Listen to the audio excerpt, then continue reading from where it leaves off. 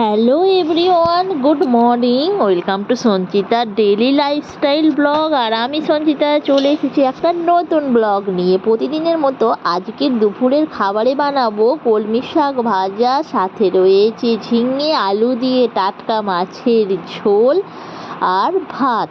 তো সাথে একটু মাছের ঝালও বানাবো, শুধু ঝোল বানাবো না, মাছের ঝালও বানাবো। কারণ আমার বরটা একদম মাছের ঝোল খেতে পছন্দ করে না, মাছের ঝোলের সাথে একটু ঝালটা খেতেও পছন্দ করে, তো তাই ওর জন্য একটু ঝাল বানাবো। আর প্রথমে দেখতে পাচ্ছ শাকগুলো এত তাজা আর সবুজ। যেহেতু আমাদের ডেলি বাজার করা হয়, সেহেতু টাটকা টাটকা সবজি আনা হয় বাজার থেকে। কারণ আর টাটকা টাটকা সবজি খেতে স্বাদটাও দারুণ হয়। দেখতে পাচ্ছ কলমি শাকগুলোও খুব টাটকা, তেমনই ঝিঙেটাও খুব তাজা ঝিঙে। দেখতে পাচ্ছ একদম পুরো টাটকা ঝিঙে। আর আমাদের এখানে বাজার তো ভীষণই ভালো, কারণ গ্রামের বাজার সবসময় টাটকা শাকসবজি তো পাওয়া যায়, তাই না? তো চলো দেখো, আমি ঝিঙেগুলোকে দুভাগ করে কেটে নিয়েছি ঝোল বানাবো বলে। যেহেতু মাছ দিয়ে আলু দিয়ে ঝিঙে দিয়ে ঝোল, একদম টাটকা মাছের দারুণ আর দুর্ধর্ষ স্বাদ হয় খেতে। সে কি বলবো, গরম ভাতের সাথে যদি একটা পাতি লেবু, মাছের ঝোল আর শাক ভাজা হয় না, ওহ, আর কিচ্ছু চাই না। দেখুন আমার সমস্ত সবজিগুলো কাটা হয়ে গেছে। আর এদিকে দেখো কলমি শাকটা সিদ্ধ করে আমি পেঁয়াজ দিয়ে অলরেডি ভাজতে শুরু করে দিয়েছি। তো কলমি শাকটা আমার হয়েই গেছে। দেখো কালার সবুজ রেখে শাক খাওয়া খুব খুব স্বাস্থ্যের পক্ষে ভালো।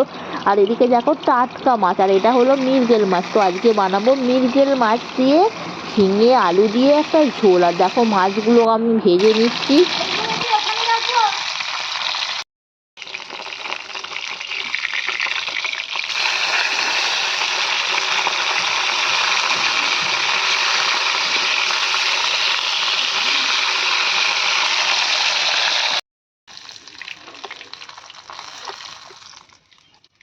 তো এই যে মাছ ভাজা হয়ে গেছে।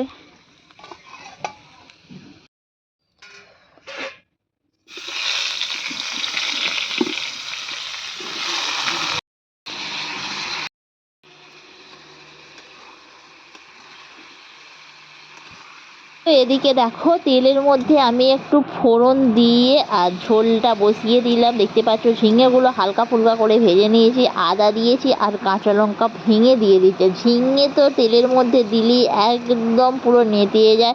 দেখো মোটামুটি ভাজা হয়ে গেছে। তারপর দিয়ে দিলাম আলুটাও এর সাথে ভালোভাবে নেড়ে দিচ্ছি।